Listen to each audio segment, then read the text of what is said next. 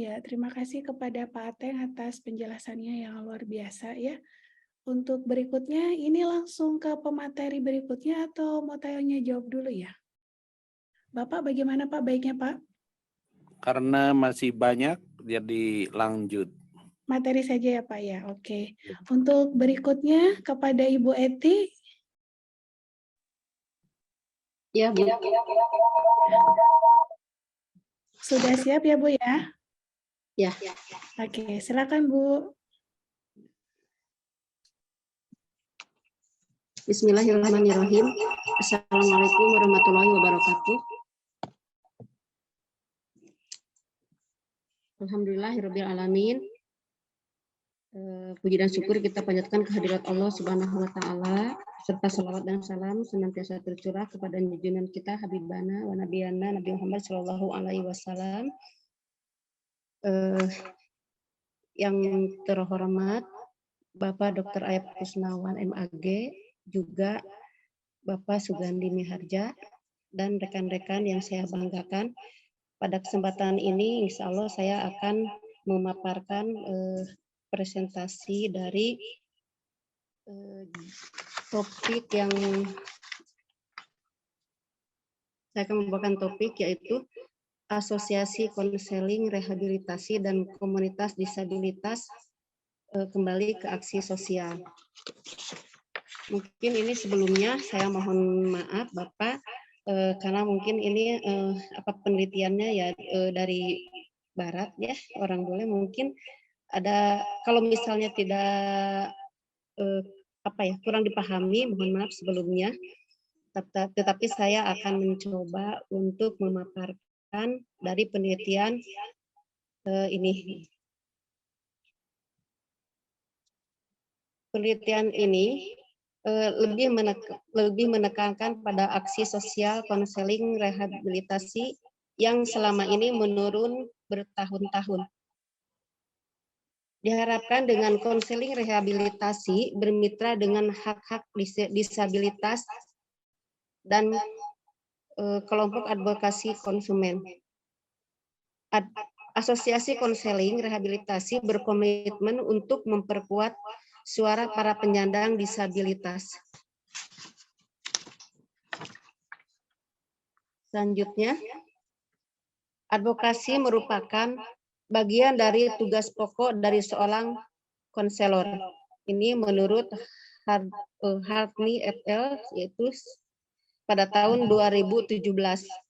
Kode etiknya itu adalah mengamanatkan tanggung jawab etis untuk konselor rehabilitasi untuk mengadvokasi pada tingkat individu, kelompok, kelembagaan, dan masyarakat yang bertujuan untuk mempromosikan peluang akses, kemudian meningkatkan kualitas hidup individu penyandang disabilitas. Dan yang ketiga yaitu menghilangkan hambatan potensial untuk penyediaan atau akses ke layanan.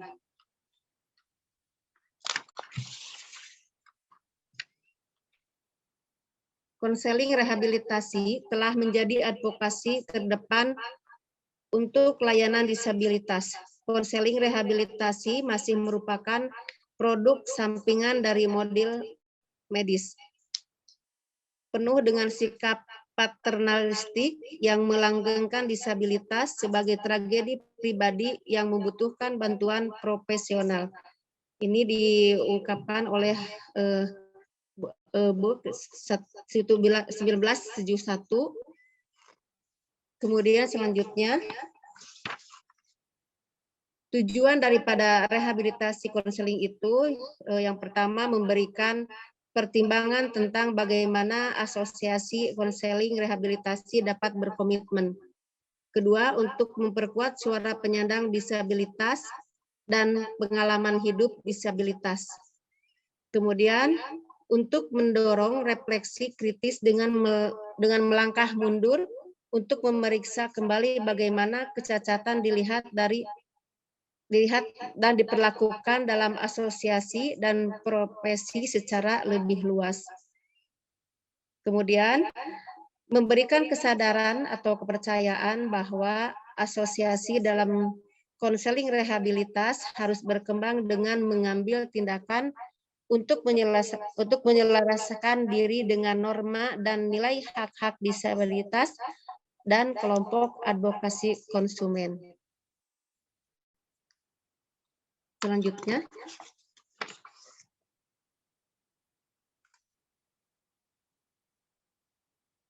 dari penelitian ini dihasilkan yang mana keberhasilan ini dihasilkan oleh peran serta dari NRA, yaitu yang didirikan pada tahun 2020-an. Yang mana NRA ini telah mempunyai peran penting, yaitu pertama adalah profesionalisasi lapangan dan aksi sosial untuk hak-hak disabilitas. Ini diungkapkan oleh Witten 1959. Peran NRA ini yang paling dikenal selama bertahun-tahun adalah aksi sosialnya. NRA ini adalah sebagai penggagas undang-undang penting atas nama individu penyandang disabilitas, termasuk advokasi hak-hak sipil. Ini diungkapkan oleh Sales 1986. Pencapaian sosial utama NRA termasuk advokasi dan aksi sosial untuk meloloskan undang-undang rehabilitasi dan amandemennya pada tahun 1943, 1954, 1965, 1968, 1973, dan 1978. Selanjutnya, ini kembali ke aksi sosial, yaitu penggagasnya NRA sendiri, Asosiasi Rehabilitasi Nasional, yang mana isinya itu adalah asosiasi dalam konseling rehabilitasi perlu merangkul pemahaman progresif tentang disabilitas dan menyambut perspektif baru. Jika tidak, mustahil untuk bermitra secara efektif dengan upaya aksi sosial dari kelompok hak-hak disabilitas dan kelompok advokasi konsumen. Sebagian besar konselor rehabilitasi memiliki kesadaran umum tentang keterbatasan model medis, namun sedikit yang dapat mengartikulasikan cara model medis masih mengakar dalam disiplin dan pola pikir kita. Dengan mengingat hal ini, ada kebutuhan untuk merenungkan secara mendalam bagaimana kita berpikir, memahami, dan mengkonstruksi disabilitas dalam konseling rehabilitas.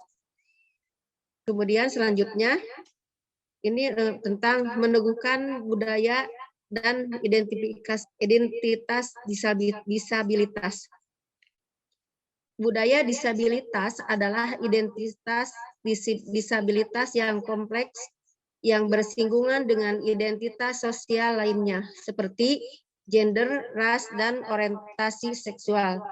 Dengan kata lain bahwa budaya disabilitas mengakui perbedaan pengalaman disabilitas untuk laki-laki dan perempuan, komunitas kulit putih, kelas menengah dan minoritas non-dominan, dan orang heteroseksual dan lesbian, gay, biseksual, dan transgender. Asosiasi konseling rehabilitasi perlu merangkul disabilitas karena bersinggungan dengan identitas budaya dan sistem penindasan lainnya. Selanjutnya,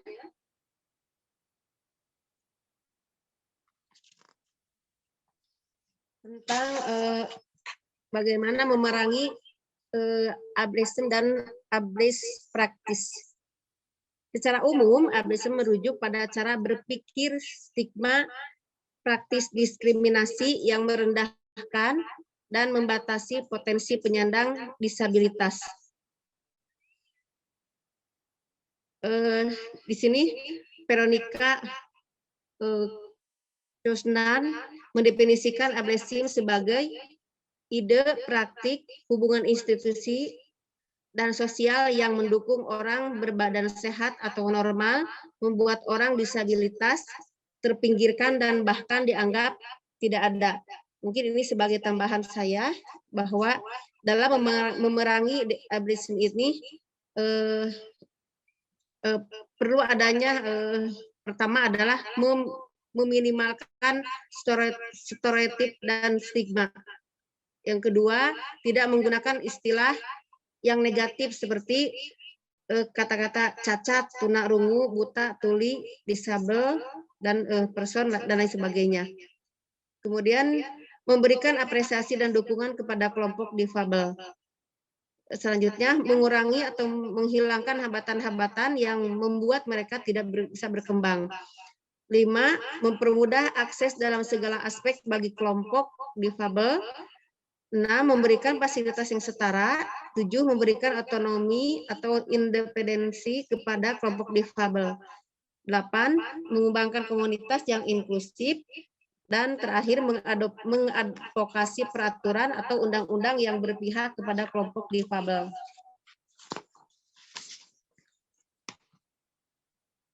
Selanjutnya, ini melibatkan bahasa sebagai tindakan. Mungkin di sini maksudnya asosiasi perlu mengangkat bahasa disabilitas sebagai inti dari pernyataan misi mereka. Memusatkan suara penyandang disabilitas. Yang pertama adalah penting bagi asosiasi untuk memperkerjakan penyandang disabilitas sebagai anggota staf tetap dan konsultan untuk meningkatkan budaya disabilitas dan praktek aksesibilitas di dalam asosiasi. Kedua, asosiasi harus meminta keahlian dari sarjana dan advokat penyandang disabilitas untuk memimpin lokakarya, menyampaikan pidato utama, dan bertindak sebagai penghubung antara asosiasi dan komunitas disabilitas yang lebih besar. Selanjutnya, berkomitmen pada aksesibilitas. Aksesibilitas adalah istilah yang sering digunakan untuk mengatasi hambatan fisik. Namun, masalah akses tidak terbatas pada ramp, trotoar, teks, atau braille. Ini diungkapkan oleh Thomas tahun 2022. Dengan demikian, penting untuk bergerak melampaui kerangka terbatas yang hanya berupa akses fisik. Sebaliknya, akses harus dilihat sebagai berbagai kemanusiaan martabat, menumbuhkan keintiman akses satu sama lain dan menciptakan lebih banyak keadilan dan cinta di dunia kita. Selanjutnya, konseling rehabilitas sebagai sebuah profesi harus bertujuan untuk mengakses kolektif sebagai prinsip inti lain dari keadilan disabilitas. Ini diungkapkan oleh Said Infal 2015. Dan terakhir adalah bahwa dari penelitian ini bisa disimpulkan bahwa penekanan awal pada aksi sosial yang mencirikan NRA telah menurun selama bertahun-tahun, sehingga sulit untuk memobilisasi dan berkolaborasi dengan komunitas disabilitas. Sebagian bagian dari keterlibatan kembali dalam aksi sosial, asosiasi harus melihat bahasa dan kemampuan dan kebijakan dan praktik mereka sendiri sebagai cara untuk memperkuat hubungan mereka dengan penyandang disabilitas yang telah menghabiskan waktu bertahun-tahun di luar untuk melihat di dalam. Secara khusus, ada kebutuhan untuk melihat dan refleksi mendalam mengenai bagaimana penyandang disabilitas dilihat dan diperlakukan dalam asosiasi dan profesi secara lebih luas. Saat ini kita memulai perjalanan, kita harus memperluas cara berpikir tentang keragaman dan disabilitas untuk menumbuhkan asosiasi yang berkomitmen pada aksi sosial untuk hak-hak disabilitas. Mungkin itu yang bisa saya sampaikan. Assalamualaikum warahmatullahi wabarakatuh. Waalaikumsalam warahmatullahi wabarakatuh.